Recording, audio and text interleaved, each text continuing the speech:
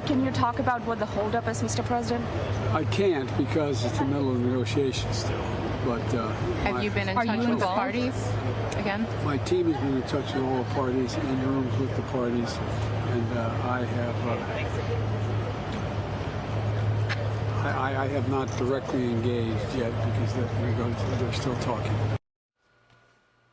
Not directly engaged. He gave a whole press conference about it. That was President Biden last week, contradicting his own administration about his role in the negotiations to prevent a looming railroad strike, which could come as early as next Friday. Biden's comments are the complete opposite of what his press secretary had said earlier. Watch. The president is indeed involved directly, but I don't want to get into details at this time, but he has been involved. He remains focused, again, on protecting America's families. We have to avoid a rail shutdown.